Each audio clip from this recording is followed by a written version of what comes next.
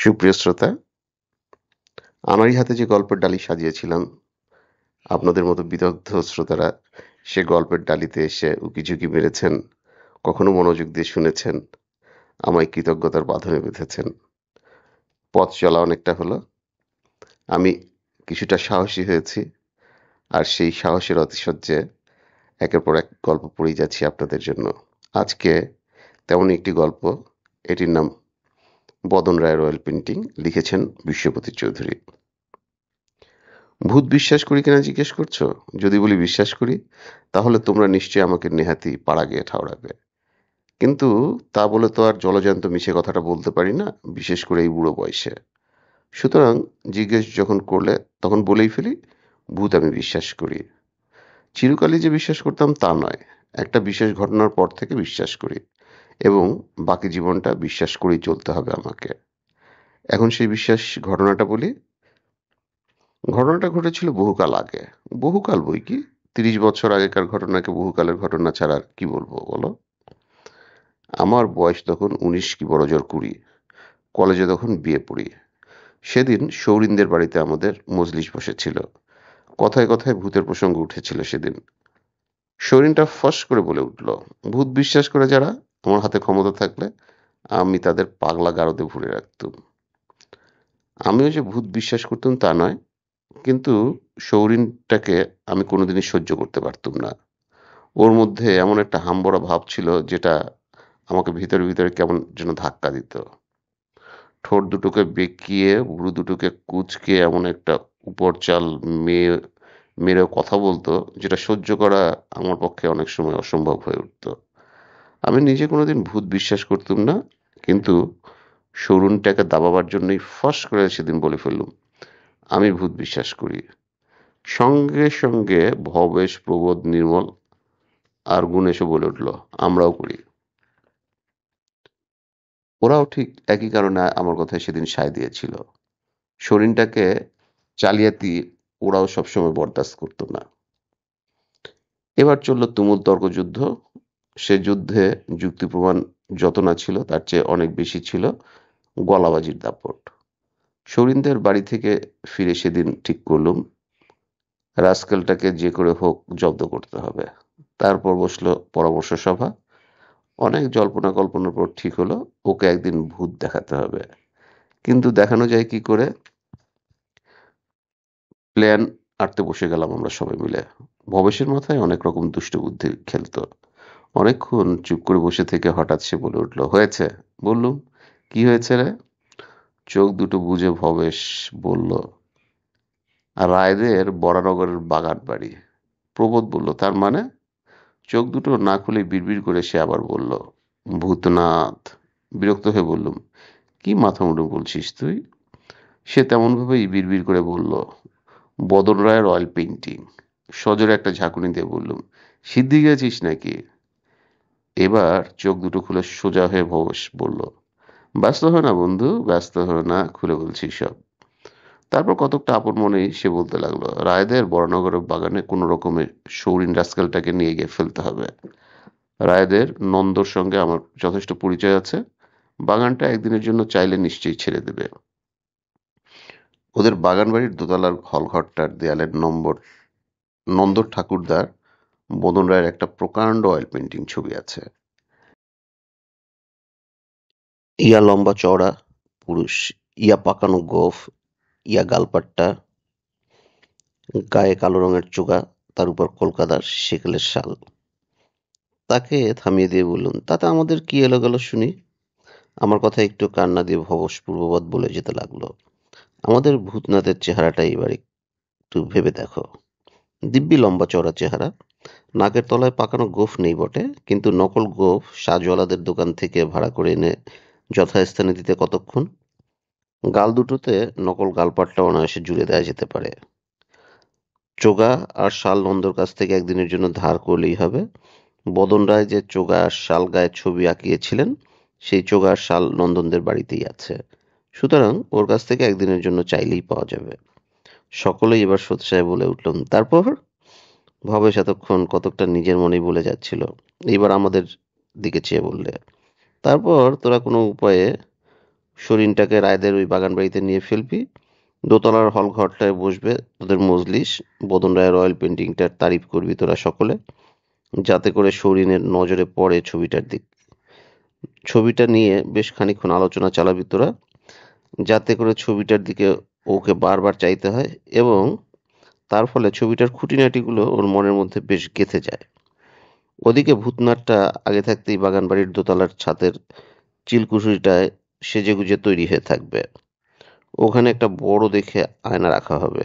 আয়নার সামনে দাঁড়িয়ে ও নকল গোঁফ আর গালপাটটা স্পিড গাম দিয়ে বেশ করে যথাস্থানে জুড়ে দিয়ে শাল আর চোগা গায়ে দিয়ে স্বর্গীয় বদন রায় সেজে রেডি হয়ে থাকবে। আমরা এদিকে দোতলার হল ঘরটায় হল্লা করতে থাকবো। তারপর যেই একটু রাত হবে, স্বর্গীয় বদন রায়ের ভৌতিক সংস্করণটি দোতলার চিলেকুঠি থেকে বেরিয়ে সিঁড়ি বেয়ে নেমে এসে হলঘরের সামনের চলনটাতে ঘাট ঘাট করে জুতার শব্দ করে গদাই লস্করি চালে পায়চারি করতে থাকবে। ব্যাপার দেখবার জন্য তোরা তখন হলঘর থেকে সৌরিনকে নিয়ে বেরিয়ে আসবি। তারপর যা হবে তা বোধ হয়। তার কথাটা শেষ করতে না করতেই সকলে একসঙ্গে চেঁচিয়ে উঠলেন, 3 cheers for Bhabesh da, hip hip hurray. জয়ধ্বনির পালা শেষ হতেই প্রবোধের দিক চেয়ে ভবেশ বললে, মনে আছে তুই কথা দিয়েছিলি বিয়ের পর একদিন আলাদা করে আমাদের ফিস্ট দিবি? ফিস্টটা রায়দের বাগান বাড়িতেই হলে কেমন হয়? খাওয়াও হবে, ভূতও দেখা হবে, অর্থাৎ আহার এবং ওষুধ দুই একসঙ্গে হবে। আহারটা হবে আমাদের, আর ওষুধটা গিলবে শৌরিন রাস্কেল। সকলে একসঙ্গে বলে উঠলাম, চমৎকার হবে। এক মাস পরের ঘটনা। রায়দের বরানগরের বাগান বাড়িতে জড়ো হয়েছি সবাই। প্রবোধ তার বিয়ের ফিসটা এখানেই দেবার ব্যবস্থা করবে। এইখানেই আজ খাওয়া দাওয়া করে রাত কাটাবো সবাই। ভূতনাথ আগে থেকেই দোতলার চিলেকুশিরটায় আস্তানা গেড়েছে। আজ সব মজুদ আছে, নকল গোঁফ, নকল গালপাট্টা, চোগা, শাল সবই জোগাড় হয়েছে। চিলেকুঠির দেয়ালে বড় দেখে একটা আয়না ঝুলিয়ে দেওয়া হয়েছে। অনুষ্ঠানের ত্রুটি নেই কোথাও। ভূতনাথের উপর আমাদের সকলের অখণ্ড বিশ্বাস। এসব কাজে তার উপর যথেষ্ট নির্ভর করা যায়। শখের যাত্রায় নারদমুনি থেকে শুরু করে জল্লাদ পর্যন্ত অনেক কিছুই সেজেছে সে হতভাগা। সুতরাং ওর মেকআপ সম্বন্ধে আমরা সবাই নিশ্চিন্ত। বিকেলটা বাগানে বেরিয়ে কাটানো গেল, বেড়াবার মতোই বাগান। ক্রমে সন্ধ্যা ঘনিয়ে এলো। রান্নার হাঙ্গামা করা হয়নি, কলকাতা থেকে খাবার দাবার সবই কিনে নেওয়া হয়েছিল। চাটা কেবল স্থানীয় একটা দোকান থেকে আনিয়ে নেওয়া হয়েছিল। খাওয়া দাওয়া চুকতে রাত প্রায় 9টা বেজে গেল। তারপর কিছুক্ষণ চলল গান বাজনা আর হই হুল্লোড়। বাগান বাড়ির দোতলার হলঘরটায় বসেছিল আমাদের মজলিস। রাত ক্রমেই বেড়ে চলেছে। দেওয়ালে টানানো ঘড়িটায় ঢং ঢং করে 11টা বেজে গেল। গ্রীষ্মকাল, হলঘরের জানালাগুলো সব খোলা ছিল। বাইরে যতদূর দৃষ্টি চলে কেবল অন্ধকার আর অন্ধকার।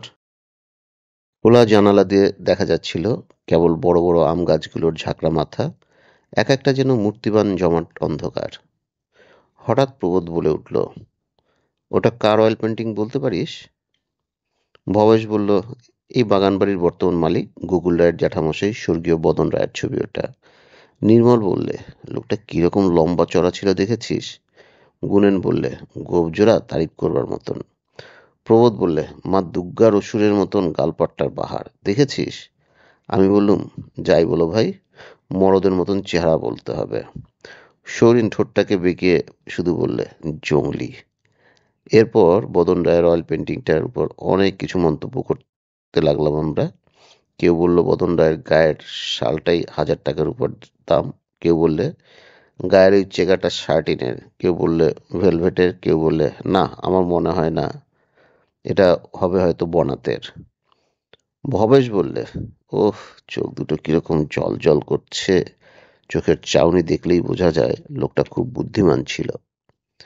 একটা অবজ্ঞার ছানি হেসে ঠোঁটটাকে আগের মতোই বেঁকিয়ে সৌরিন বললে, মুখ চোখের ভাব দেখে আমার কিন্তু মনে হয় লোকটা একটা জ্যান্ত ইডিয়ট ছিল। ঠিক এই সময় গুণেশ বললে, বাইরের চলনে ও কিসের শব্দ? বাইরে তখন সত্যি একটা খটখট শব্দ হচ্ছিল। ভারী জুতো পরে কেউ পায়চারি করে বেড়ালে যেরকম হয় ঠিক সেরকম শব্দ। শব্দটা যেন চলে গেল এদিক থেকে ওদিকে। ভবেশ চেঁচিয়ে উঠল, কে কে ওখানে? কোনো উত্তর নেই। গুনেন বললে, একবার বেরিয়ে দেখলেই তো সব গোল চুকে যায়। চাপা কণ্ঠে ভবেশ বললে, কাজ নেই বেরিয়ে? ঠোঁটটাকে বেঁকিয়ে সুরেন বলল, যত সব মেয়ে মানুষ। কথাটা বলেই সে তড়াক করে উঠে দাঁড়ালো এবং নিমেষে ঘর থেকে বেরিয়ে পড়ে চলনের সুইচটা টেনে দিল। দেখতে দেখতে বাইরের চলনটা আলোকিত হয়ে উঠল। পরক্ষণে একটা ভারী জিনিস পড়ার আওয়াজ শোনা গেল। সকলে তাড়াতাড়ি ঘর থেকে বেরিয়ে পড়লুম। সৌরিন তখন চলনের একধারে মেঝের উপর পড়ে গা গা করছে।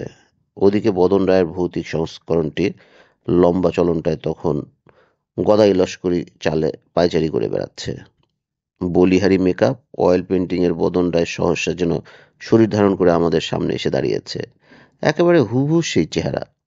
ভূতনাট্যের কেরামতি আছে বলতে হবে। কিন্তু ওদিকে মন দেবার সময় নেই তখন। সৌরিনকে নিয়ে আমরা তখন রীতিমতো বিব্রত হয়ে পড়েছি। ধরাধরি করে তাকে হলঘরে এনে ফরাসের উপর শুইয়ে দেওয়া হলো। মাথার উপরকার ইলেকট্রিক ফ্যানটা পুরোদমে চালিয়ে দিয়ে মুখে চোখে জলের ঝাপটা দেওয়া হতে লাগলো। বাইরের চলনে তখন পায়চারির শব্দ থেমে গেছে। প্রায় 10 মিনিট পর সৌরিন চোখে মেলে চাইল। বুঝলুম এতক্ষণে জ্ঞান ফিরে এসেছে। এতটা বাড়াবাড়ি হবে ভাবতে পারিনি আমরা। সৌরিনটার অবস্থা দেখে তখন সত্যি দয়া হচ্ছিল। ফ্যাল করে চারিদিকে তাকে সৌরিন আবার চোখ বুঝল। তারপর ক্লান্ত হেসে ঘুমিয়ে পড়ল। ভবেশ বললে, যাক এতক্ষণে ফাঁড়া কাটলো, আর ভয় নেই। ঘণ্টাখানেক ঘুমোলেই সব ঠিক হয়ে যাবে। এতক্ষণ ভূতনাথের কথা ভুলেই গিয়েছিলুম। শরীরটা একটু সুস্থ হতেই তার কথা মনে পড়ে গেল। সত্যি বাহাদুরি আছে ওর।